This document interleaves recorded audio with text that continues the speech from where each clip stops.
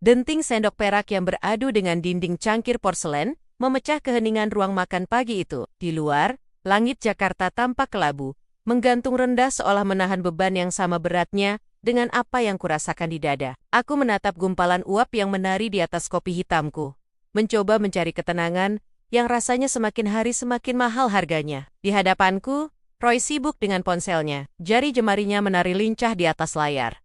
Sesekali bibirnya menyunggingkan senyum tipis yang segera ia somarkan dengan batuk kecil ketika menyadari aku sedang memperhatikannya. "Kopinya diminum, Mas. Keburu dingin," ujarku pelan. Suaraku terdengar datar, bahkan di telingaku sendiri. Roy tersentak pelan, seolah baru saja ditarik paksa dari dunia lain. Ia meletakkan ponselnya di atas meja, dengan posisi layar menghadap ke bawah sebuah kebiasaan baru yang mulai ia lakukan sejak 3 bulan lalu. Iya Mai, makasih."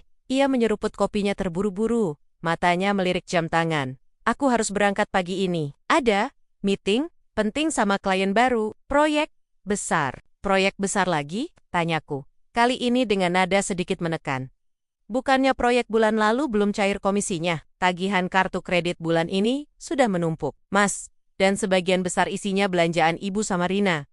Wajah Roy yang tadinya cerah seketika berubah keruh. Ia meletakkan cangkirnya dengan sedikit kasar, menimbulkan bunyi klak yang nyaring di atas meja kayu mahoni itu. Helaan napas panjang keluar dari hidungnya, tanda ia mulai tersinggung. "Kamu mulai lagi, Mei," katanya dengan nada lelah yang dibuat-buat. "Kenapa sih? Kamu selalu perhitungan sama keluargaku? Ibu itu sudah tua. Rina itu adikku satu-satunya. Wajar kalau aku ingin membahagiakan mereka. Lagi pula, rezeki suami itu ada karena doa istri dan ibu." Aku menahan napas, merasakan denyut nyeri di pelipis. Kalimat itu lagi, senjata pamungkas yang selalu ia gunakan setiap kali aku mempertanyakan aliran dana yang tidak masuk akal. Sebagai seorang manajer pemasaran di sebuah perusahaan multinasional, gajiku jauh di atas Roy yang bekerja sebagai konsultan lepas dengan penghasilan tidak tetap. Namun, entah bagaimana, akulah yang selalu merasa bersalah jika tidak memenuhi keinginan gaya hidup keluarganya. "Aku bukan perhitungan, Mas," sanggahku, mencoba tetap tenang, meski tanganku di bawah meja meremas serbet kain dengan kuat. "Tapi bulan ini Rina minta dibelikan tas, branded, seharga 15 juta. Ibu minta renovasi dapur yang padahal masih bagus. Dan sekarang, rencana liburan ke Turki itu, apa kita benar-benar harus pergi bulan depan? Dananya besar sekali, Mas. 300 juta untuk memboyong seluruh keluarga besarmu, itu tabungan kita selama 2 tahun. Roy bangkit dari kursinya, berjalan memutari meja dan berdiri di belakangku. Ia memijat bahuku pelan. Sentuhan yang dulu selalu bisa meluluhkan hatiku. Namun, kini terasa dingin dan penuh strategi. "Sayang," bisiknya di telingaku, aroma parfum. "Wadi, yang mahal yang juga dibeli dengan kartu kredit," tambahanku menguar tajam. "Ini bukan cuma liburan. Ini momen. Bonding. Keluarga besar ingin merayakan ulang tahun pernikahan kita yang kelima di sana. Di Kapadokia, balon udara, pemandangan indah. Kamu nggak mau kita punya kenangan manis? Aku yang urus semua, itinerary-nya, kamu tinggal transfer dan nikmati. Tapi kenapa harus ibu dan Rina yang atur vendornya? Kenapa aku nggak boleh lihat rincian biayanya?" tanyaku, menoleh sedikit ke arahnya. Ekspresi Roy menajam sekejap, sebelum kembali melembut. "Karena mereka mau kasih kejutan buat kamu, Maya. Kalau kamu lihat rinciannya, enggak. Surprise. Lagi dong, kamu cukup percaya sama aku, sama ibu. Lagian, kapan lagi kita bisa bahagiain ibu sebelum dia makin tua?" Sebelum aku sempat menjawab, ponsel Roy bergetar hebat di atas meja. Karena posisinya dekat dengan tanganku, refleks mataku melirik. Layarnya menyala sebentar, meski terbalik, memantulkan cahaya di permukaan meja yang mengkilap. Sebuah notifikasi pesan masuk, hanya 2 detik, tapi aku sempat melihat nama pengirimnya sebelum layar itu mati kembali. Bukan nama, melainkan sebuah inisial, S, dan isi pesannya yang terpotong di preview. "Ukuran cincinnya sudah pas, Mas. Nanti." Jantungku berhenti berdetak sesaat. Dengan gerakan cepat yang tidak wajar, Roy menyambar ponsel itu dan memasukkannya ke saku jas. Klien sudah follow up. Aku harus jalan sekarang." Ia mencium puncak kepalaku sekilas. Ciuman yang terasa hampa dan terburu-buru, lalu melangkah lebar menuju pintu depan. "Mas," panggilku. Roy berhenti di ambang pintu, tidak menoleh. "Apalagi Mei, siapa S?" Punggung Roy menegang. Aku bisa melihat otot lehernya mengeras dari balik kerah kemejanya yang putih licin. Hening menyelimuti ruangan itu selama beberapa detik. Hanya suara detak jam dinding yang terdengar konstan, seolah menghitung mundur bom waktu dalam pernikahan kami. Perlahan, Roy berbalik. Wajahnya memasang topeng ketenangan yang nyaris sempurna. Namun, aku bisa melihat kilatan panik di matanya yang tak bisa ia sembunyikan sepenuhnya. "Sonny?" Jawabnya cepat. Terlalu cepat, Sonny. Supplier material untuk proyek renovasi kantor klienku. Dia tanya soal ukuran cincin pipa besi. "Kamu ini, curigaan terus, kurang-kurangin. Overthinking, Mei, nggak sehat buat rahim kamu kalau kita mau program hamil nanti." Setelah mengucapkan kalimat manipulatif itu, ia menghilang di balik pintu. Deru mesin mobilnya terdengar menjauh, meninggalkan aku sendirian di ruang makan yang megah, namun terasa seperti penjara. Aku duduk terpaku, menatap sisa kopi yang kini benar-benar dingin. Ukuran cincin pipa besi?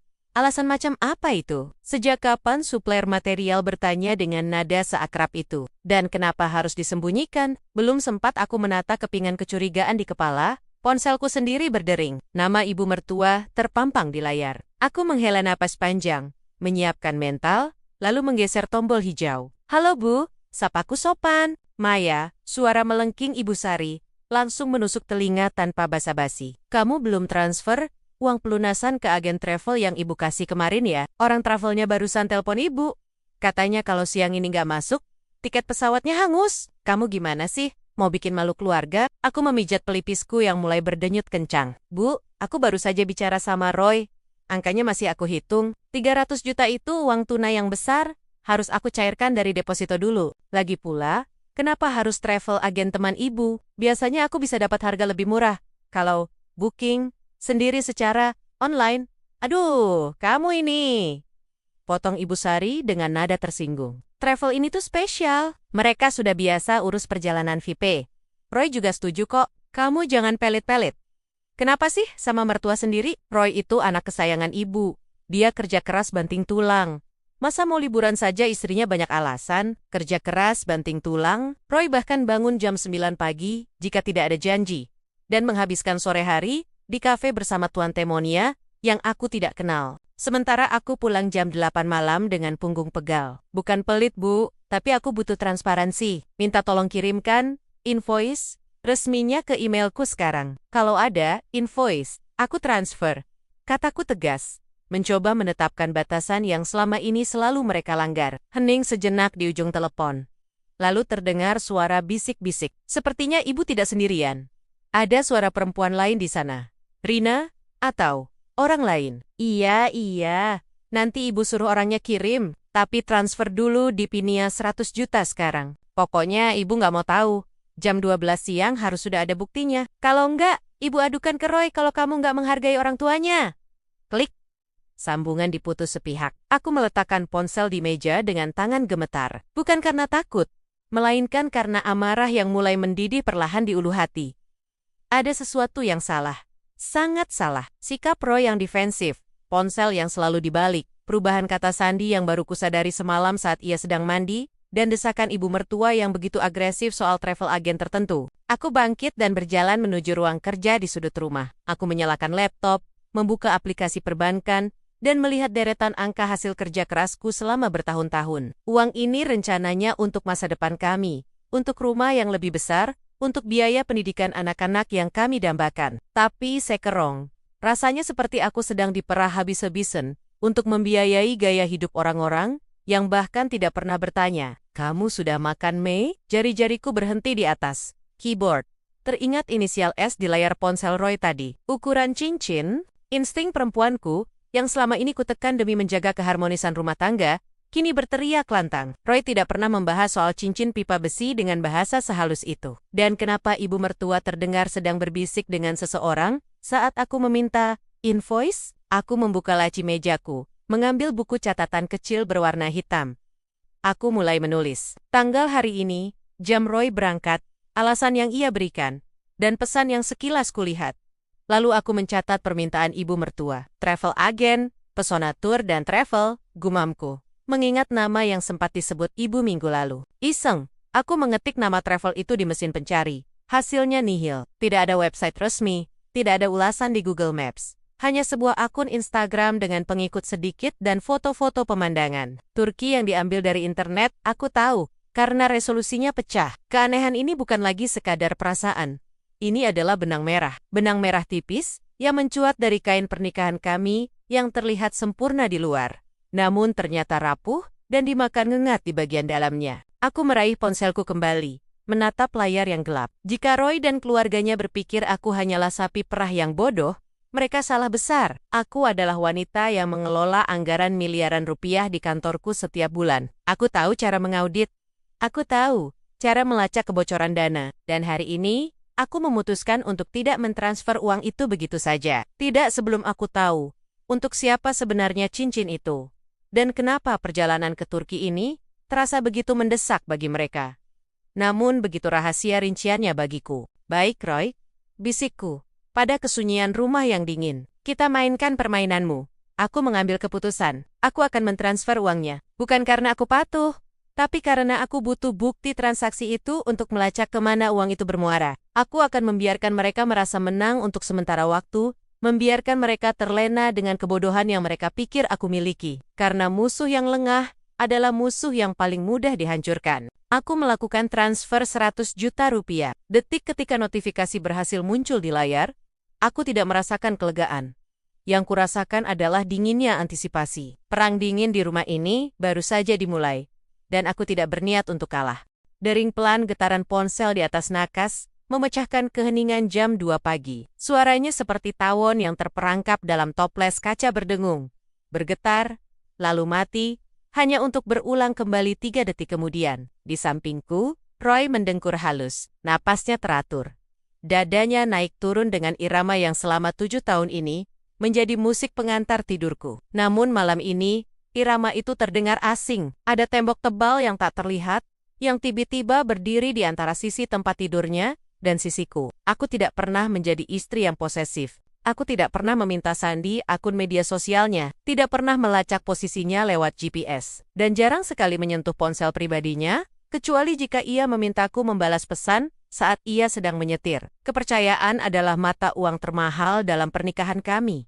Atau setidaknya, itulah yang selama ini kuyakini. Namun, firasat seorang istri adalah alarm alamiah yang tak bisa dimatikan dengan tombol snooze. Perlahan, dengan gerakan seminim mungkin, agar kasur tidak berguncang, aku mengulurkan tangan. Ujung jari-jariku menyentuh dinginnya layar ponsel Roy yang menyala dalam kegelapan kamar. Cahaya biru itu menyakitkan mata, tapi notifikasi yang muncul di sana jauh lebih menyakitkan hati. Rina adik. Mas, si Sinta udah fix pilih gaun yang putih gading, cantik banget loh buat di Kapadokia nanti. Jantungku berhenti berdetak selama sedetik. Rasanya seperti ada tangan raksasa yang meremas paru-paruku, memaksaku menahan napas agar tidak menjerit. Sinta, gaun putih gading, Kapadokia, tanganku gemetar hebat saat aku mengambil ponsel itu sepenuhnya. Roy bergerak sedikit dalam tidurnya, bergumam tak jelas, lalu kembali tenang. Aku membeku, menatap wajahnya yang tampak polos dalam tidur. Wajah lelaki yang tadi malam masih mencium keningku dan berkata selamat tidur. Sayang, betapa hebatnya ia bermain peran. Aku tahu kode ponselnya, tanggal pernikahan kami, ironi yang memalukan. Saat layar terbuka, aku tidak langsung membuka pesan Rina. Aku terpaku pada wallpaper, ponselnya yang masih foto kami berdua saat liburan di Bali tahun lalu. Topeng yang sempurna. Dengan jari yang terasa kaku dan dingin, aku mengetuk ikon hijau WhatsApp. Pesan dari Rina tadi bukan pesan pribadi, melainkan pesan dalam sebuah grup. Nama grup itu membuat darahku mendidih hingga ke ubun-ubun. Big Family Holiday and Roy S. Big Day Asterisk. Aku membuka grup itu. Anggotanya, Roy, ibu mertua, Rina, Tante Ratna, dan satu nomor asing yang tidak disimpan. Namun profilnya menampilkan wajah seorang wanita muda dengan senyum mereka. Sinta, aku menggulir layar ke atas. Membaca riwayat percakapan mereka seperti seseorang yang sedang menggali kuburannya sendiri. Setiap kalimat adalah sekop tanah yang dilemparkan ke wajahku. Bu, nanti pas di Turki, Maya beneran gak bakal curiga kalau kita pisah rombongan sebentar? Tanya Rina dalam pesan tertanggal 2 hari yang lalu. Jawaban ibu mertuaku muncul di bawahnya. Sebuah kalimat yang membuat air mataku menetes tanpa suara. Alah, Maya itu gampang dibodohi. Bilang saja kita mau belanja aleh-aleh di pasar yang dia gak suka, biar dia nunggu di hotel atau kafe. Yang penting momen Roy sama Sinta pas sunrise di antara balon udara itu, dapet, gampang dibodohi. Dua kata itu berdenging di telingaku. Lebih keras dari dengkuran Roy. Jadi begitulah posisiku di mata wanita yang selama ini kusebut ibu, yang selalu kubantu biaya pengobatannya, yang selalu kubelikan tas bermerek setiap kali ia merengek secara halus. Di matanya, aku hanyalah orang bodoh yang mudah dikelabui. Aku terus menggulir. Mataku menangkap foto-foto yang dikirimkan oleh nomor asing itu Sinta. Foto pertama. Sinta sedang mencoba sebuah gaun pengantin sederhana, namun elegan, bergaya, bohemian. Gimana Mas Roy? Bagus nggak? Tulisnya dengan emotikon hati. Balasan Roy singkat namun menghancurkan. Cantik, nanti pas banget sama jas krem aku. Gak sabar lihat kamu pakai itu di Goreme. Foto kedua. Sebuah tangkapan layar rencana perjalanan. Asterisk private photoshoot, asterisk di Love Valley. Makan malam romantis di gua restoran, dan reservasi hotel terpisah untuk Bapak Roy dan Ibu Sinta. Aku membekap mulutku sendiri dengan telapak tangan, menahan isak tangis yang memaksa keluar. Rasa mual yang hebat menjalar dari perut hingga ke kerongkongan. Ini bukan sekadar perselingkuhan fisik sesaat. Ini adalah pengkhianatan terstruktur. Ini adalah konspirasi keluarga. Mereka semua tahu. Mereka semua mendukung. Mereka merencanakan pernikahan siri di luar negeri, di tempat impian yang selama ini Roy janjikan padaku. Tapi tak pernah kami wujudkan karena alasan. Nanti dulu, nabung dulu. Ternyata, dia menabung kenangan itu untuk wanita lain. Aku membaca lagi percakapan antara ibu dan Roy. Roy, ingat ya, mas kawinnya jangan dipamerin depan Maya pas di bandara. Simpan di tas ibu saja. Nanti kalau Maya tanya itu apa, bilang titipan Tante Ratna, tulis ibu mertua. Iya bu, aman. Maya nggak bakal ngecek tas ibu kok. Dia kan segan. Balas Roy segan. Ya, aku segan. Aku menghormati mereka, aku memperlakukan mereka selayaknya keluargaku sendiri. Karena aku yatim piatu, aku merindukan kehangatan sebuah keluarga besar. Dan karena itulah, aku selalu mengalah, selalu memberi, selalu diam meski sering diremehkan.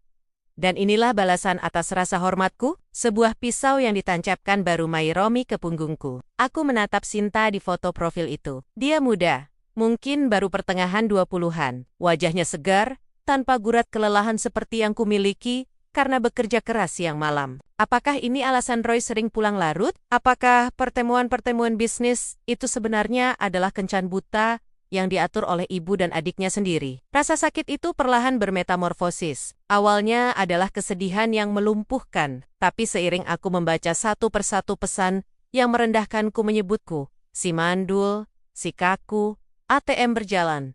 Kesedihan itu terbakar habis, digantikan oleh bara amarah yang menyala dingin. Mereka menyebutku ATM berjalan. Sebuah pesan dari Rina menarik perhatianku lagi. Untung tiket sama hotel Maya yang urus pembayarannya. Jadi jatah Mas Roy bisa full buat acara inti sama Sinta. Mayen banget loh mas, hemat puluhan juta. Aku tertegun.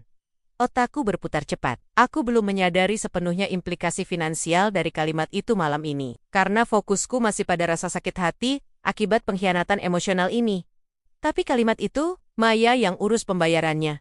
Mereka tertawa di atas keringatku. Mereka merencanakan pesta perzinahan mereka di atas tiket pesawat yang kupesan dengan jari-jariku sendiri. Tiba-tiba, Roy bergerak lagi. Kali ini ia berbalik badan, wajahnya menghadap ke arahku. Matanya masih terpejam, tapi gerakannya membuatku panik. Dengan cepat, aku mematikan layar ponselnya dan meletakkannya kembali ke posisi semula di nakas. Persis di sudut yang sama. Seolah tak pernah tersentuh. Aku memejamkan mata erat-erat, mengatur napas agar terlihat seperti orang tidur. Jantungku masih berdegup kencang. Suaranya di telingaku terdengar seperti drum perang. Eng. Roy melenguh pelan. Lalu tangannya yang berat melingkar di pinggangku. Ia memelukku dari belakang. Sentehan itu, yang dulu selalu memberiku rasa aman, kini terasa seperti lilitan ular berbisa. Kulitku meremang jijik. Aku ingin sekali menepis tangannya, berteriak di depan mukanya, membanting ponsel itu ke dinding, dan menyeretnya keluar dari rumah ini. Aku ingin melabrak ibunya detik ini juga, tapi aku tidak melakukannya. Aku teringat kata-kata ibu mertuaku di chat tadi. Maya itu gampang dibodohi. Jika aku mengamuk sekarang, mereka akan menyangkal. Mereka akan bilang itu hanya bercandaan, atau salah paham. Roy akan memohon, bersujud, dan mungkin membatalkan rencana itu hanya untuk sementara waktu. Lalu melakukannya lagi, di belakangku dengan lebih rapi. Atau lebih buruk lagi, mereka akan memutarbalikkan fakta dan membuatku terlihat seperti istri gila yang cemburuan. Tidak, aku tidak boleh gegabah. Aku membuka mataku dalam kegelapan. Di luar jendela, langit mulai menunjukkan semburat ungu yang sangat tipis, Tanda subuh akan segera menjelang. Air mata di pipiku sudah mengering, meninggalkan jejak lengket yang terasa perih. Aku menatap langit-langit kamar, Kapadokia, balon udara, matahari terbit, itu adalah impianku. Roy tahu, itu adalah impianku sejak kami pacaran. Dan dia mencuri impian itu untuk diberikan kepada wanita lain dengan restu ibunya. Mereka ingin bermain sandiwara. Baiklah. Aku akan menjadi penonton terbaik mereka. Aku akan tersenyum saat mereka tersenyum. Aku akan berpura-pura bodoh seperti yang mereka inginkan. Aku akan membiarkan mereka terbang tinggi dengan anggon-anggon busuk itu sampai mereka lupa bahwa sayap yang mereka pakai adalah milikku. Dan ketika mereka sudah berada di puncak ketinggian, saat mereka merasa kemenangan sudah di tangan, aku yang akan memotong talinya. Aku merasakan napas Roy yang hangat di tengkukku. Sayang. Igaunya pelan dalam tidur. Tidur yang nyenyak, Mas, bisikku dalam hati. Suaraku dingin dan kosong. Nikmati mimpi indahmu tentang Kapadokia. Karena begitu kamu bangun, aku pastikan kenyataan akan mencekikmu pelen-pelen. Malam itu, di kamar yang sunyi, Maya yang naif dan penurut telah mati. Dan dari abunya, seorang wanita yang memegang kendali penuh atas nasibnya sendiri, mulai terbangun. Aku tidak akan menangis lagi. Aku akan berhitung. Layar iPad di pangkuanku masih menyala terang satu Satania. Sumber cahaya di kamar yang gelap gulita ini. Mataku terasa panas.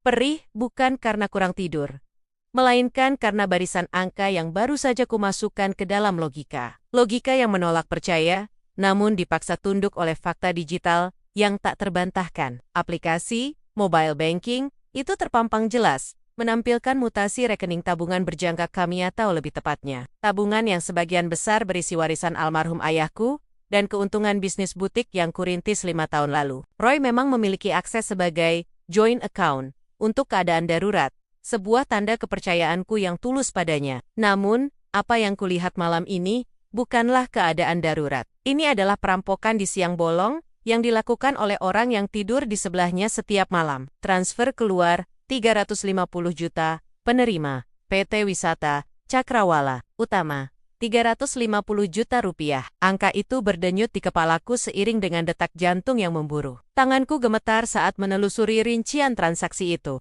Tanggalnya baru 3 hari yang lalu. Wong yang komi aku simpan untuk renovasi rumah dan dana pendidikan anak yang bahkan belum kami miliki, kini lenyap dalam sekejap mata.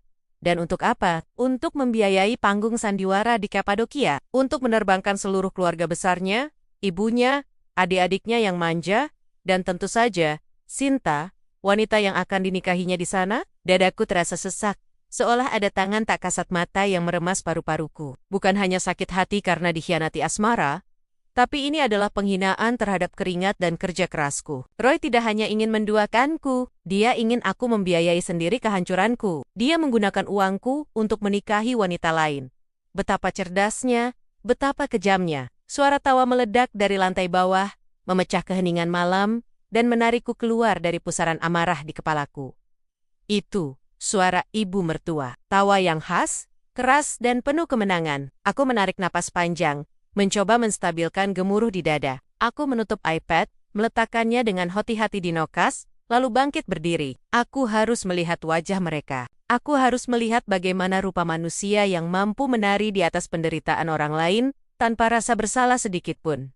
Langkahku pelan menuruni tangga. Di ruang tengah, pemandangan itu tersaji seperti sebuah lukisan keluarga bahagia yang cacat. Roy duduk di sofa tunggal, memegang secangkir kopi. Wajahnya berseri-seri penuh kebanggaan semu. Di sofa panjang, ibu mertua dan Rina, adik iparku, sedang membolak-bolik majalah perjalanan yang menampilkan gambar balon udara yang ikonik itu. Wah, Mas Roy memang top markotop, seru Rina dengan nada manja yang dibuat-buat, matanya berbinar menatap kakaknya. Hotel gua di Kapadokia ini mahal banget loh, Mas. Temanku yang selebgram aja nginepnya nggak di sini. Kita beneran full service. Roy menyesap kopinya, lalu mengangguk dengan gaya angkuh yang dulu kulihat sebagai wibawa, tapi kini tampak menjijikan. Tentu saja, Rin, kalau Mas sudah janji bawa keluarga liburan, pasti yang terbaik.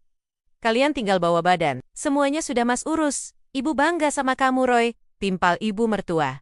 Menepuk lutut putranya dengan sayang. Laki-laki itu memang harus begini. Bisa nyenengin keluarga, bisa ngatur segalanya. Nggak kayak suami-suami, takut istri di luar sana, yang duitnya dipegang perempuan. Kalimat itu meluncur mulus, menyengat telingaku yang bersembunyi di balik dinding partisi tangga. Sindiran itu jelas ditujukan untukku. Meski aku belum menampakkan diri, mereka selalu menganggapku terlalu dominan hanya karena aku memiliki karir sendiri. Ironisnya, justru kemandiriankulah yang kini mereka peras habis-habisan. Aku melangkah keluar dari bayangan, memaksakan senyum tipis yang terasa kaku di wajahku. Lagi seru banget kayaknya, sapaku pelan. Keheningan menyergap sesaat. Roy tampak sedikit terkejut. Namun, dengan cepat ia menguasai diri. Topeng suami penyayang itu kembali terpasang. Sayang, sudah bangun. Sini duduk. Roy menepuk sisi kosong di lengan sofa yang ia duduki. Aku memilih duduk di kursi makan yang berjarak aman. Berpura-pura menuangkan air putih agar tanganku memiliki aktivitas. Kedengeran sampai atas ketawanya. Bahas apa sih? Ini loh Mei, ibu mertua menyahut. Nadanya berubah sedikit lebih tajam, seolah menantang. Kita lagi lihat-lihat rencana perjalanan minggu depan. Roy ini loh, luar biasa. Ibu nggak nyangka, tabungan dia sebanyak itu sampai bisa sewain kita semua hotel bintang 5, plus tur privat. Aku menatap Roy tepat di matanya. Ada kilatan gugup yang sangat samar di sana, tapi tertutupi oleh arogansi yang lebih besar. Dia yakin aku tidak akan mengecek rekening itu. Dia yakin aku, istri yang selama ini penurut dan sibuk dengan butik, tidak akan menyadari uang ratusan juta hilang begitu saja. Atau mungkin, dia sudah menyiapkan kebohongan lain. Wah, hebat ya mas, ujarku datar, menahan gejolak lahar di perutku. Memangnya proyek yang kemarin sudah cair? Kok aku nggak dikasih tahu? Roy berdeham, mengubah posisi duduknya sedikit. Itu, ada bonus tahunan Mei, sama ada beberapa investasi. Kripto, mas yang lagi naik daun. Sengaja mas nggak bilang, biar jadi kejutan buat kamu. Kan kamu juga ikut berangkat. Ini hadiah ulang tahun pernikahan kita yang tertunda. Kebohongan itu meluncur begitu licin dari lidahnya. Hadiah ulang tahun pernikahan? Dengan membawa selingkuhan dan keluarga besarnya untuk merayakan pernikahan siri mereka? Betapa sakitnya mendengar dia menggunakan momen suci kami sebagai tameng kebusukannya. Tapi mas, aku memancing lagi. Kali ini nadaku kupastikan terdengar sedikit khawatir. Seperti istri yang polos. Itu biayanya pasti besar sekali. Rina, ibu, Tante Siska juga ikut kan? Apa enggak sayang uangnya? Tabungan kita kan buat renovasi. Aduh Maya, potong ibu mertua dengan nada tinggi, membanting majalah ke meja. Kamu ini kok, ya hitung-hitungan banget sama suami sendiri? Sama keluarga suami lagi. Roy itu mau berbakti sama orang tua. Rezeki yang dipakai buat nyenengin orang tua itu, bakal diganti 10 kali lipat sama Tuhan. Jangan jadi istri yang kikir. Nanti, rezeki suamimu seret. Rina tertawa kecil. Sinis. Iya nih, Mbak Maya. Sekali-kali nikmatin hidup lah. Mas Roy kan yang cari uang. Wajar dong dia yang nentuin mau dipakai apa. Darahku mendidih. Mas Roy yang cari uang? Ingin rasanya aku berteriak di depan wajah mereka. Melemparkan iPadku dan menunjukkan bukti transfer dari rekening yang sumber dananya 80% adalah hasil keringatku. Ingin rasanya ku muntahkan fakta bahwa anak kesayangan mereka ini hanyalah parasit yang mencuri uang istrinya untuk terlihat sukses. Tapi, aku menahannya. Aku menggigit bagian dalam pipiku, hingga terasa amis darah. Jika aku meledak sekarang, mereka hanya akan menganggapku histeris. Roy akan mencari alasan, memanipulasi fakta, dan mungkin malah membalikkan keadaan. Tidak. Kemarahan terbuka tidak akan menghasilkan apa-apa selain keributan yang sia-sia. Aku butuh kehancuran total mereka, bukan sekadar pertengkaran rumah tangga. Maaf Bu, bukan maksud Maya begitu. Ucapku lirih, menundukkan kepala. Sebuah akting yang kupikir layak mendapat piala. Maya cuma kaget aja. Tapi kalau Mas Roy bilang dananya ada dan aman, ya Maya ikut senang. Roy tersenyum lega, merasa posisinya aman kembali. Dia bangkit dan menghampiriku, lalu mengelus rambutku. Sentuhan yang dulu menenangkan, kini terasa seperti rayapan ular berbisa di kulitku. Nah, gitu dong sayang. Kamu nggak usah mikirin soal biaya. Tugas kamu Kuma, packing, dandan yang cantik, dan nikmatin liburan. Urusan bayar-membayar, biar Mas yang tangani. Kamu percaya sama Mas kan? Kata percaya itu menggantung di udara, terasa begitu kotor. Iya Mas, aku percaya. Jawabku pelan. Aku percaya bahwa kamu adalah pengkhianat terburuk yang pernah kutemui. Lanjutku dalam hati. Oh ya, Roy, ibu mertua menyela. Seolah aku tidak ada di sana. Nanti soal tamu tambahan itu, si Sinta, dia jadi berangkat bareng rombongan kita, atau nyusul? Jantungku berhenti berdetak sesaat. Mereka bahkan sudah tidak malu-malu lagi menyebut nama itu di depanku. Mungkin mengira aku terlalu bodoh untuk curiga. Atau mungkin Roy sudah berbohong bahwa Sinta adalah pemandu wisata atau teman kantor. Sinta berangkat beda penerbangan, Bu, tapi nanti ketemu di hotel. Dia yang bantu urus logistik di sana. Jawab Roy cepat. Matanya melirikku sekilas. Baguslah, gumam ibu mertua. Senyum licik tersungging di bibirnya. Biar semuanya lancar. Ibu nggak sabar lihat pemandangan di sana. Pasti bakal jadi kenangan yang nggak terlupakan seumur hidup. Pasti, Bu, nggak akan terlupakan. Gumamku. Mengulangi kata-kata Nia dengan makna yang jauh berbeda. Aku pamit mundur kembali ke kamar dengan alasan sakit kepala. Begitu pintu kamar tertutup dan terkunci, topeng ketenanganku runtuh. Aku bersandar pada pintu, merosot ke lantai, membiarkan satu isak tangis lolos dari tenggorokanku. Tapi hanya satu. Setelah itu, air mataku mengering, digantikan oleh dinginnya tekad yang membeku. Mereka pikir uang adalah kuasa. Mereka pikir karena Roy memegang kendali atas akses rekening, dia memegang kendali atas nasibku. Mereka lupa satu hal mendasar dalam hukum perbankan dan kepemilikan aset. Sumber dana, aku kembali ke meja kerjaku, membuka laci tersembunyi, dan mengeluarkan token bank serta buku tabungan asli yang jarang disentuh Roy.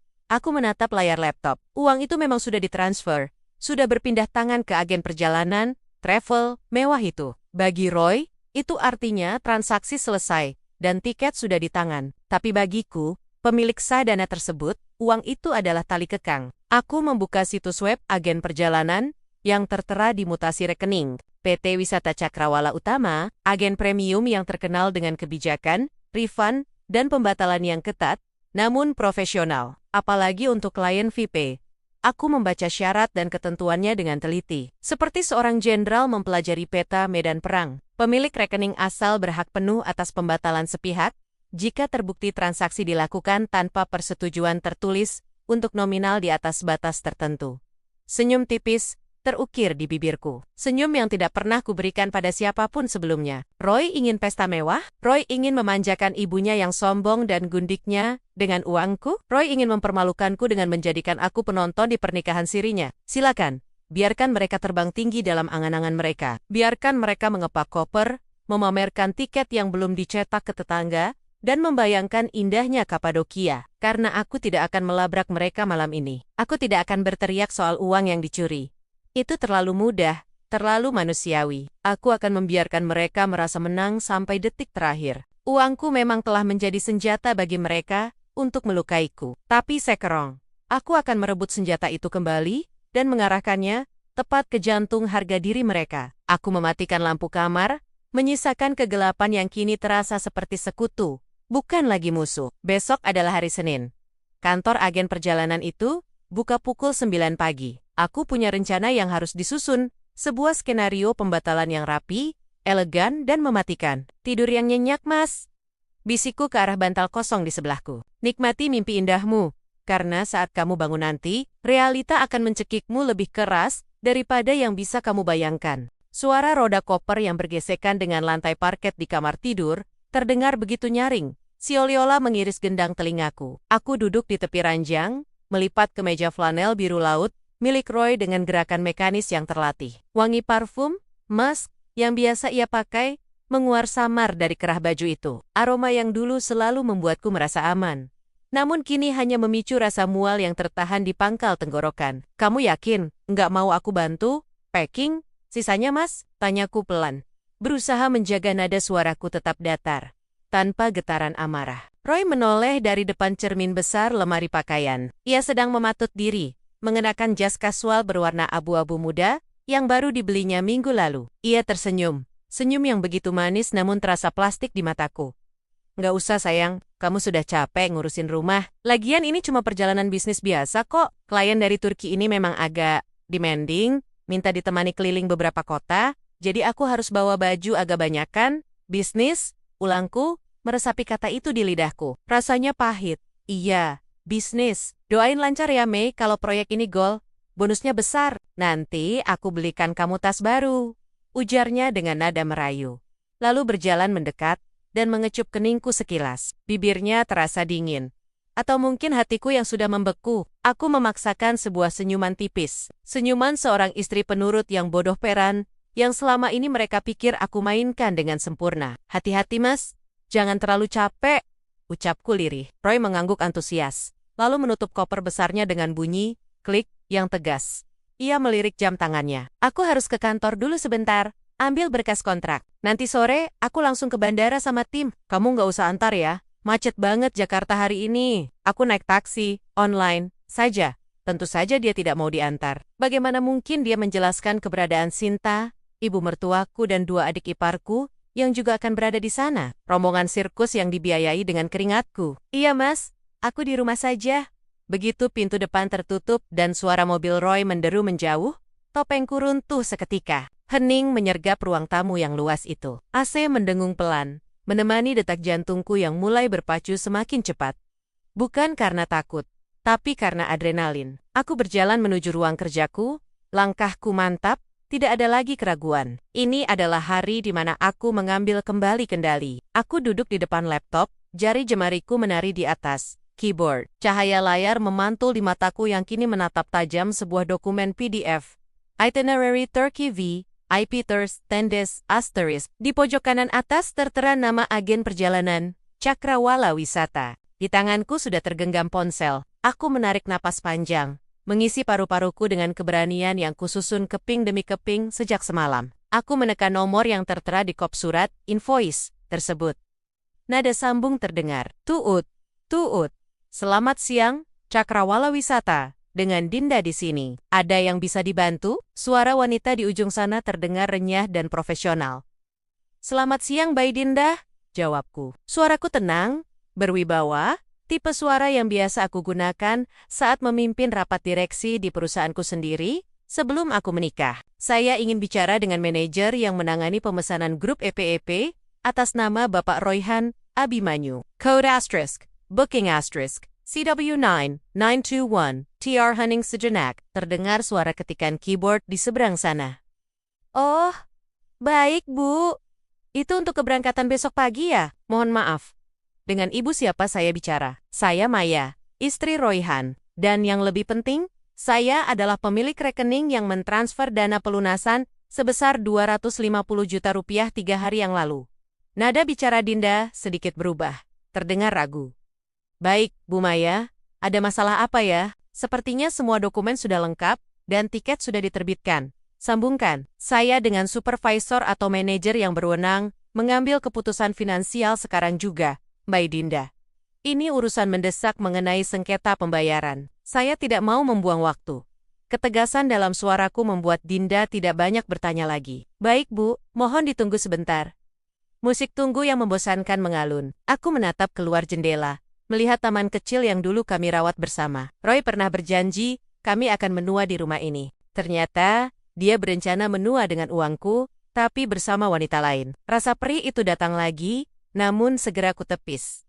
Tidak ada waktu untuk menangis. Waktu untuk menangis sudah habis tadi malam. Selamat siang Bu Maya, saya Pak Hendra, manajer operasional.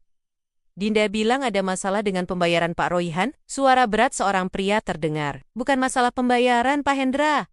Uangnya sudah masuk kan? Tanyaku retoris. Masalahnya adalah otorisasi. Aku mengambil jeda sejenak untuk memberikan efek dramatis. Pak Hendra, saya memegang bukti mutasi rekening BCA, atas nama saya pribadi, Maya Anindita. Dana sebesar 250 juta rupiah, yang digunakan untuk membayar paket perjalanan honeymoon. Family trip suami saya beserta selingkuhannya dan keluarganya itu, diambil tanpa izin dan sepengetahuan saya. Hening panjang di ujung telepon. Aku bisa membayangkan wajah Pak Hendra yang pias. Bagi agen travel, terseret dalam kasus sengketa rumah tangga, apalagi yang melibatkan potensi pidana penggelapan dana, adalah mimpi buruk. Maksud ibu, ini dana curian? Tanyanya, hati-hati. Secara teknis, penyalahgunaan aset dalam pernikahan bisa masuk ranah hukum jika ada perjanjian pisah harta. Yang kebetulan kami miliki, bohongku sedikit, hanya untuk menekan mentalnya. Tapi saya tidak ingin memperpanjang ini ke polisi dan menyeret nama Cakrawala Wisata sebagai pihak yang menerima dana hasil kejahatan. Saya hanya ingin satu solusi sederhana. Apa itu, Bu? Suaranya terdengar cemas. Batalkan seluruh paket perjalanan itu, sekarang juga. Tapi Bu, setelah Pak Hendra cepat, ini keberangkatan besok pagi. Sesuai policy, kami, pembatalan H1, akan dikenakan biaya 100%. Uang tidak bisa kembali. Aku tertawa kecil. Tawa yang dingin dan kering. Pak Hendra, Bapak pikir saya peduli dengan uang itu? Ambil saja semuanya. Anggap itu sedekah saya untuk perusahaan Bapak atau biaya penalti. Saya tidak butuh refund. Yang saya butuhkan adalah kepastian bahwa tiket pesawat, voucher hotel, dan paket tur mereka semuanya void atau tidak berlaku lagi. Jadi, Ibu rela kehilangan 250 juta? Asalkan mereka gagal berangkat? Tepat sekali.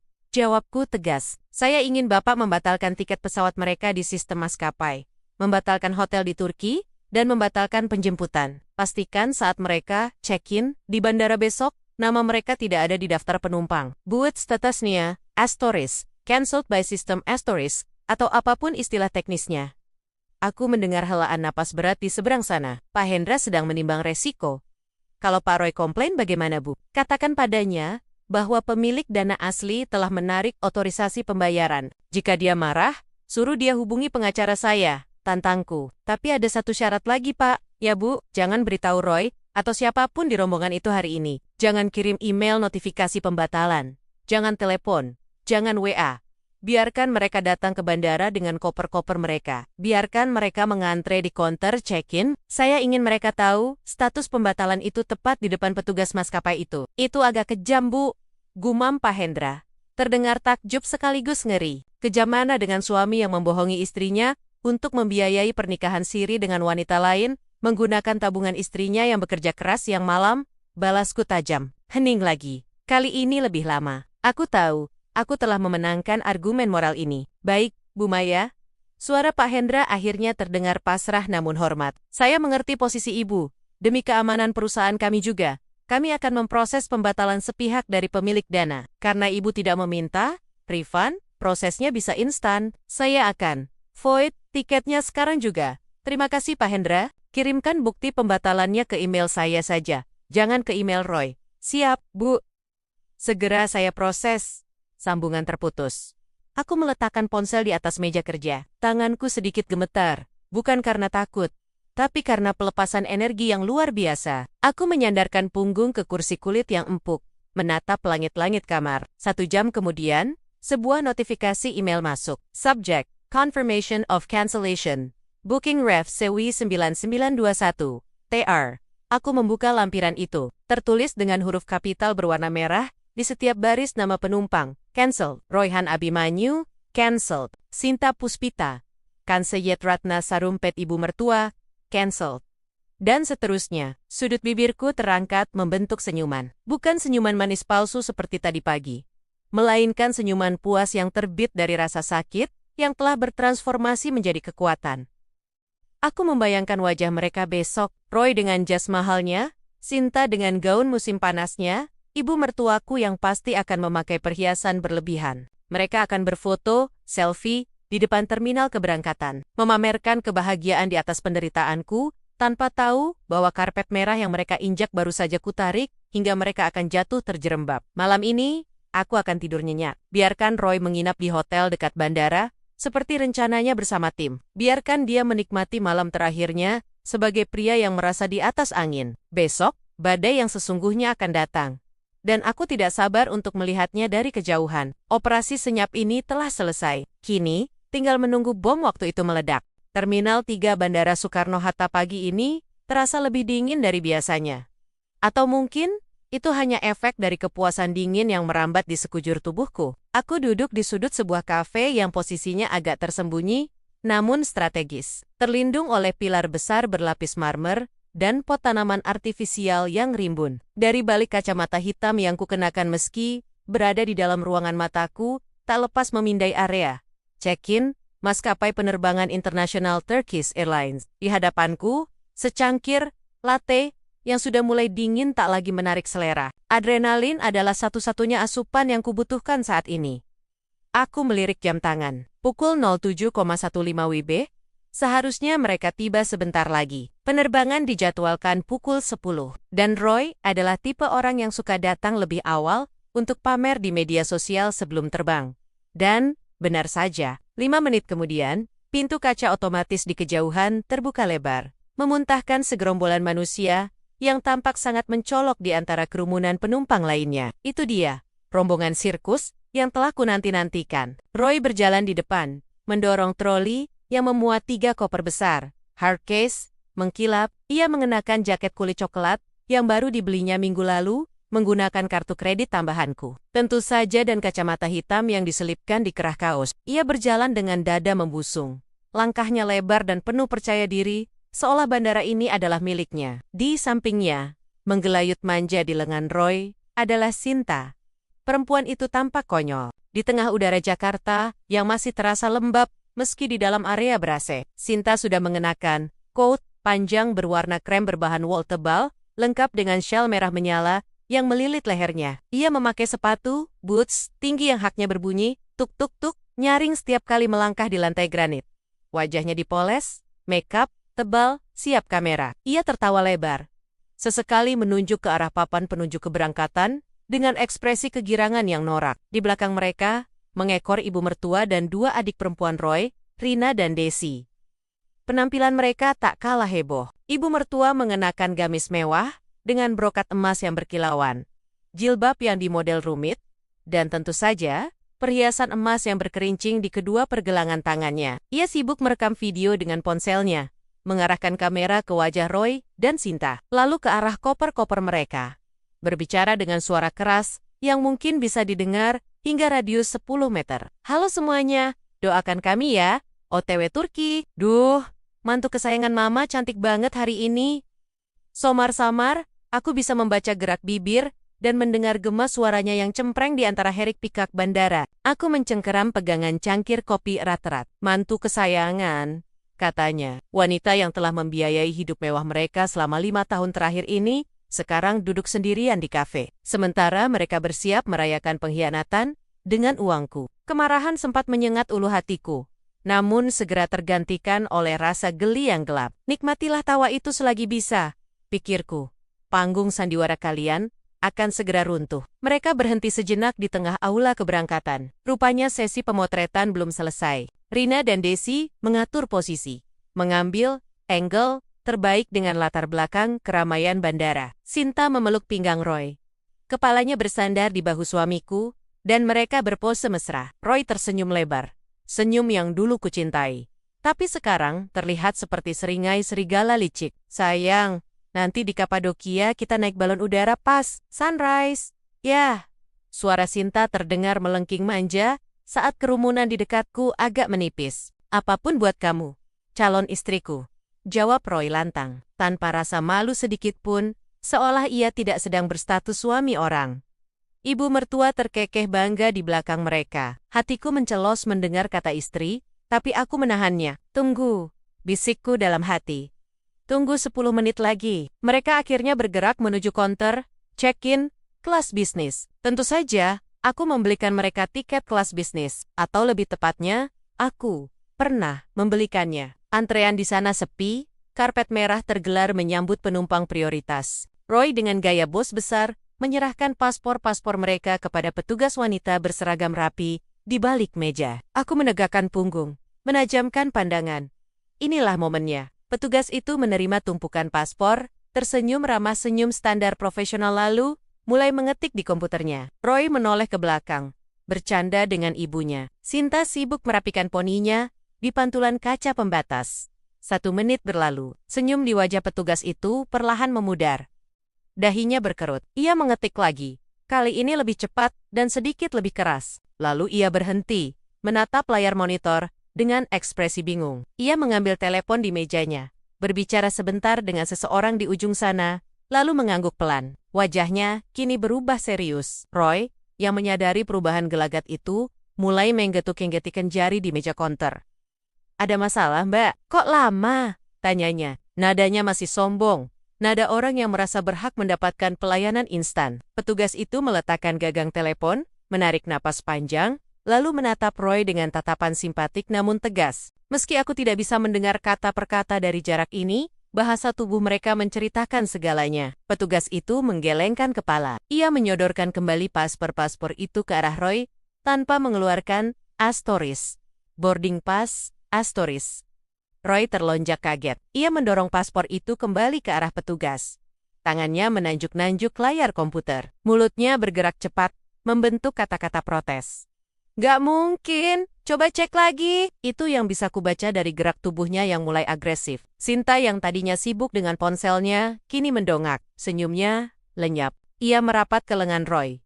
Wajahnya mulai terlihat cemas. Ibu mertua maju selangkah ikat nimbrung. Wajahnya yang penuh bedak, kini berkerut marah. Suara Roy mulai meninggi. Cukup keras, hingga beberapa orang di antrean sebelah menoleh. Mbak, jangan main-main ya. Ini tiket mahal. Saya sudah bayar lunas. Lihat ini, buktinya. Roy merogoh saku. Mengeluarkan ponselnya, mungkin menunjukkan e-tiket yang sudah tidak berlaku itu. Petugas itu tetap tenang.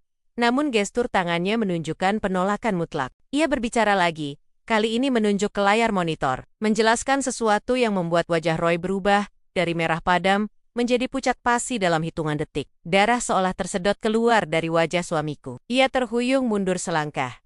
Tangannya lemas di samping tubuh. Mulutnya ternganga, matanya menatap kosong ke arah petugas. Rina dan Desi mulai panik. Mereka memegang lengan Roy, mengguncangnya, bertanya apa yang terjadi. Tapi Roy hanya diam, membeku seperti patung es. Lalu, ibu mertua meledak. Apa maksudnya dibatalkan? Teriakannya melengking, memecah keriuhan bandara. Kali ini aku bisa mendengarnya dengan jelas. Dibatalkan sepihak bagaimana? Kami sudah bawa koper. Kami mau berangkat sekarang. Ia menggebrak meja konter. Petugas keamanan mulai berjalan mendekat. Bu, tolong tenang. Suara petugas, check-in, terdengar sayup namun tegas. Tiket Bapak dan Ibu sekalian sudah di-refund sepenuhnya dan dibatalkan oleh pemilik kartu kredit yang digunakan untuk transaksi. Sistem kami menolak check-in karena tidak ada reservasi aktif atas nama rombongan ini. Pemilik kartu kredit, Sinta memekik. Suaranya bergetar. Mas Roy, bukannya kamu bilang ini pakai uang bonus kerjamu? Roy tidak menjawab. Keringat dingin mulai bercucuran di pelipisnya. Ia tampak seperti orang yang baru saja melihat hantu. Matanya liar bergerak ke kiri dan ke kanan. Mencari jalan keluar, mencari alasan, mencari kebohongan baru yang bisa menutupi lubang besar yang tiba-tiba menganga di hadapannya. Siapa yang batalin? Ibu mertua masih berteriak. Tidak peduli bahwa sekarang puluhan pasang mata sedang menatap mereka dengan tatapan aneh, kasihan, dan mencemooh. Siapa orangnya? Kurang ajar sekali. Anak saya mau nikah di sana. Gedung sudah dipesan. Catering sudah dibayar. Ah, keceplosan. Pikirku sambil menyunggingkan senyum tipis. Ibu mertua baru saja mengumumkan rencana busuk mereka ke seluruh terminal. Beberapa penumpang di antrean sebelah mulai berbisik-bisik, menunjuk ke arah Sinta yang kini mulai menangis sesenggukan. Mas, kita nggak jadi berangkat, rengek Sinta, menarik-narik jaket kulit Roy. Terus gimana? Teman-temanku sudah tahu semua. Aku mau ke Turki hari ini. Aku sudah posting di Instagram. Roy menepis tangan Sinta dengan kasar sebuah pemandangan yang sangat memuaskan. Diam dulu, Sin. Aku lagi pusing, bentaknya. Sinta terkejut. Air matanya tumpah semakin deras. Maskaranya mulai luntur, membuat garis hitam jelek di pipinya yang putih. Koper-koper, hard case, yang tadi terlihat mewah kini tampak seperti beban yang menyedihkan. Rombongan yang 5 menit lalu terlihat seperti raja dan ratu, kini tampak seperti sekelompok orang gila yang tersesat dan ditolak masuk surga. Petugas keamanan sudah berdiri di samping mereka, meminta mereka untuk minggir karena menghalangi antrean. Pak, tolong selesaikan masalah ini di luar antrean. Ada penumpang lain yang mau check-in, ujar petugas keamanan itu tegas. Tapi saya harus terbang. Roy mencoba berargumen. Tapi suaranya pecah. Tidak ada lagi wibawa, tidak ada lagi kesombongan. Yang tersisa hanya kepanikan murni, seorang pria yang tertangkap basah dan kehilangan kendali. Silakan hubungi agen perjalanan atau pihak bank Anda, Pak. Di sini status tiketnya. Void, petugas, check-in, menutup pembicaraan dengan final. Dengan langkah gontai dan penuh rasa malu, Roy menyeret koper Capernia keluar dari antrean. Ibu mertua masih mengomel panjang pendek, menyumpah serapah tentang orang jahat yang menzolimi mereka, tanpa menyadari bahwa merekalah penjahatnya. Rina dan Desi menundukkan kepala dalam-dalam, menutupi wajah mereka dengan rambut, sadar bahwa mereka kini menjadi tontonan gratis. Mereka berkumpul di dekat pilar, tidak jauh dari tempatku duduk. Namun, mereka terlalu sibuk saling menyalahkan, sehingga tidak menyadari keberadaanku. Kamu bilang semuanya sudah beres, Roy? Desis ibu mertua, menunjuk wajah anaknya. Mana janji kamu? Ibu sudah pamer ke semua arisan. Mau taruh di mana muka ibu? Mas Roy, kamu bohong ya? Isak Sinta. Katanya uangnya ada. Katanya ini hadiah pernikahan. Diam kalian semua. Roy mengusap wajahnya dengan kasar, frustrasi. Tangannya gemetar saat ia merogoh saku celananya lagi, mengeluarkan ponselnya. Pasti ada kesalahan sistem. Atau Maya tahu sesuatu. Saat nama itu disebut, suasana hening sejenak di antara mereka. Ketakutan nyata melintas di wajah Roy. Maya, ibu mertua melotot. Istrimu yang bodoh itu. Mana mungkin dia tahu? Dia kan taunya kamu dinas ke Surabaya. Kartu kreditnya, Bu. Suara Roy tercekat. Itu kartu kredit Maya. Kalau dibatalkan oleh pemilik dana, berarti Roy tidak menyelesaikan kalimatnya. Ia menatap layar ponselnya dengan jari gemetar. Mungkin hendak meneleponku. Aku menyesap sisa latte ku yang sudah dingin hingga tandas. Rasa pahit kopi bercampur sempurna dengan rasa manis kemenangan di lidahku. Aku meletakkan cangkir itu perlahan ke atas meja, mengambil tas tanganku, dan berdiri. Sudah cukup menontonnya. Sekarang saatnya sang sutradara naik ke atas panggung untuk menutup pertunjukan. Aku merapikan blazer coach, memastikan penampilanku sempurna. Lalu melangkah keluar dari persembunyianku, berjalan perlahan, menuju kerumunan yang sedang diambang kehancuran itu. Langkahku ringan, seiringan dengan bunyi notifikasi di ponsel Roy yang baru saja berdering nyaring, panggilan dariku. Tapi aku tidak akan berbicara lewat telepon. Aku akan menyampaikannya langsung di depan wajah mereka yang penuh dosa. Dering ponselku memecah keheningan di sudut kafe lantai 2, Bandara Soekarno-Hatta. Di layar yang menyala terang, nama suamiku berkedip-kedip dengan urgensi yang menggelikan. Aku tidak langsung mengangkatnya. Sebaliknya, aku menyesap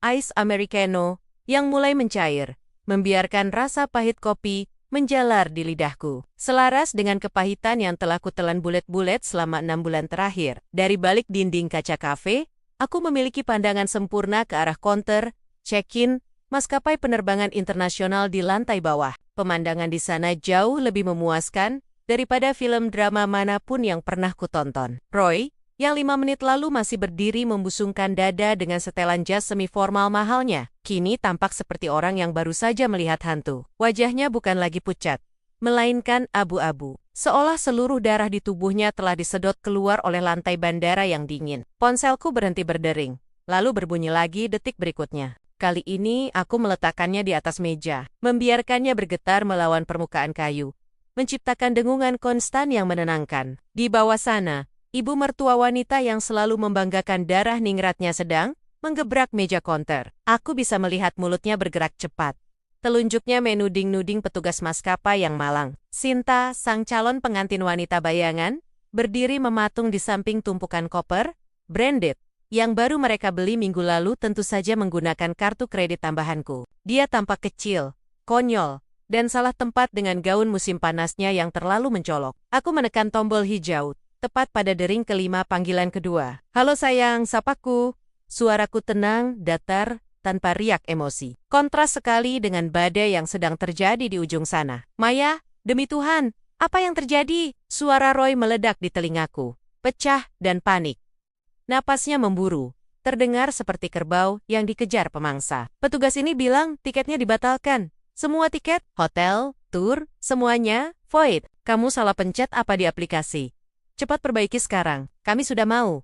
Boarding. Aku menyandarkan punggung ke kursi empuk kafe. Mataku tak lepas dari sosok Roy yang kini menjepit ponsel di antara telinga dan bahunya, sambil mengusap keringat sebesar biji jagung di dahinya. Aku tidak salah pencet, Roy, jawabku pelan. Aku yang membatalkannya. Tadi pagi, pukul 6 tepat, hening sejenak. Di bawah sana, Roy membeku. Dia berhenti bergerak. Tangan kanannya yang tadi sibuk mengacak rambut, kini terkulai lemas di sisi tubuh. Apa? Apa maksudmu? Bisiknya. Suaranya bergetar. Kamu gila. Ini liburan keluarga. Ibu ada di sini. Tante Rina, Om Joko, semuanya. Kita akan malu kalau batal. Kamu mau mempermalukan suamimu sendiri. Liburan keluarga. Aku tertawa kecil. Tawa yang kering dan hampa. Atau perjalanan pernikahanmu dengan Sinta? Dunia seakan berhenti berputar bagi Roy. Dari kejauhan, aku melihat bahunya menegang drastis. Dia menoleh ke kiri dan ke kanan dengan liar. Seolah mencari kamera tersembunyi, atau mungkin mencari di mana aku bersembunyi. Kak, kamu bicara apa? Jangan ngawur, Mek. Sinta itu cuma sepupu jauh Om Joko yang... Jangan menghinaku lagi, Roy. Potongku tajam. Nada suaraku merendah. Dingin menusuk. Aku tahu semuanya. Paket, wedding, Di Kapadokia, cincin berlian yang kau simpan di laci kaus kaki. Rencana kalian untuk menikah siri di sana, sementara aku, istrimu yang bodoh ini, membiayai semuanya dari Jakarta. Kau pikir aku apa? Mesin ATM berjalan yang tidak punya otak. Mei? Dengar, ini salah paham. Roy mulai meracau, suaranya naik turun. Sinta kini menyadari ada yang tidak beres. Dia mendekat ke arah Roy, menyentuh lengan suamiku dengan akrab. Pemandangan itu, yang dulu mungkin akan membuatku menangis meraung, kini hanya memicu rasa jijik yang luar biasa. 750 juta Roy, ujarku. Menyebutkan angka itu dengan artikulasi yang jelas. Itu total uangku yang kau rencanakan untuk dihamburkan demi menikahi pelacur itu. Dan kau tahu apa yang kulakukan dengan uang itu? Aku menarik refund penuh, tunai, masuk kembali ke rekening pribadiku yang sudah kublokir aksesnya untukmu. Tiba-tiba terdengar suara riuh di seberang telepon. Rupanya ibu mertua merebut ponsel dari tangan Roy. Hei, Maya, menantu kurang ajar. Jeritan ibu mertua begitu keras, hingga aku harus menjauhkan ponsel dari telinga. Tega-teganya kamu? Kami sudah di bandara. Orang-orang sudah melihat kami. Kamu mau taruh di mana muka ibu? Cepat transfer uangnya lagi? Atau urus tiket baru sekarang juga? Dasar istri tidak tahu diuntung. Aku menghela napas panjang, menikmati detik-detik kehancuran ini. Ibu, kataku, memotong omelannya. Mulai detik ini, muka ibu bukan urusan saya lagi. Silakan ibu jelaskan kepada rombongan keluarga besar yang sudah ibu pameri selama sebulan terakhir. Kenapa mereka tidak jadi terbang? Bilang saja, sponsor tunggal kalian sudah sadar dari hipnotis. Kau? Ibu tergagap, kehabisan kata-kata. Dan satu lagi, tambahku, kalian tidak punya tiket pulang ke rumah bukan? Taksi bandara cukup mahal, Bu. Semoga Roy punya cukup uang receh di dompetnya, karena kartu kredit yang dia pegang juga sudah kumatikan 5 menit yang lalu. Aku memutus sambungan telepon itu. Klik, keheningan yang indah kembali melingkupiku. Namun, pertunjukan di bawah sana baru saja mencapai puncaknya. Roy tampak seperti orang yang baru saja dijatuhi vonis mati. Dia menatap layar ponselnya yang gelap dengan tatapan kosong. Ibu mertua mulai menangis histeris. Kakinya lemas, hingga ia terduduk di lantai bandara yang keras, mengabaikan gaun sutranya yang mahal. Sinta, yang akhirnya menyadari bahwa pangeran kaya raya-nya hanyalah seorang penipu yang hidup dari ketiak istri, mundur perlahan dengan wajah ketakutan. Om Joko dan Tante Rina mulai mengerubungi Roy. Wajah mereka merah padam menuntut penjelasan. Koper-koper besar yang berjejer rapi itu kini tampak seperti batu nisan bagi reputasi keluarga mereka. Orang-orang yang lalu lalang mulai berhenti, berbisik-bisik. Beberapa bahkan mengeluarkan ponsel untuk merekam keributan keluarga kaya yang tiba-tiba menjadi gembel di terminal keberangkatan. Aku berdiri dari kursi, merapikan blazer kau. Ada perasaan ringan yang aneh di dadaku, seolah beban ratusan kilogram baru saja diangkat. Tidak ada air mata. Air mataku sudah habis terkuras di malam-malam panjang saat aku menemukan bukti perselingkuhan mereka. Yang tersisa kini hanyalah logika dingin dan harga diri yang pulih. Aku berjalan keluar dari kafe, mendekati pagar kaca pembatas lantai 2. Tepat saat itu, Roy mendongak. Mungkin itu naluri, atau mungkin dia merasakan tatapanku yang membakar punggungnya. Mata kami bertemu. Jarak vertikal 10 meter memisahkan kami. Namun rasanya seperti kami berada di dunia yang berbeda. Aku di surga kebebasanku, dan dia di neraka ciptaannya sendiri. Mulut Roy terbuka, menyebut namaku tanpa suara. Tangannya terulur sedikit ke atas.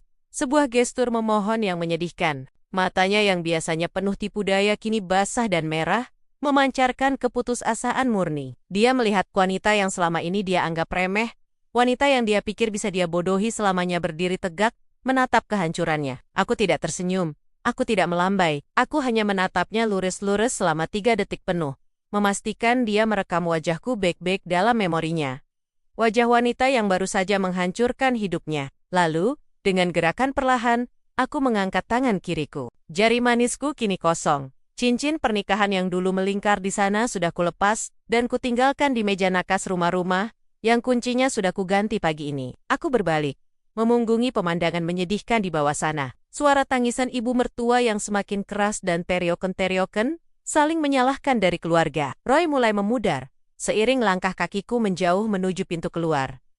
Drama ini sudah selesai, layar sudah ditutup. Dan untuk pertama kalinya dalam waktu yang sangat lama, aku berjalan sendirian menuju masa depan yang, meski belum pasti, setidaknya sepenuhnya milikku. Uangku utuh, hatiku beku, dan kepalaku tegak. Selamat menikmati Turki dalam mimpi kalian, sayang.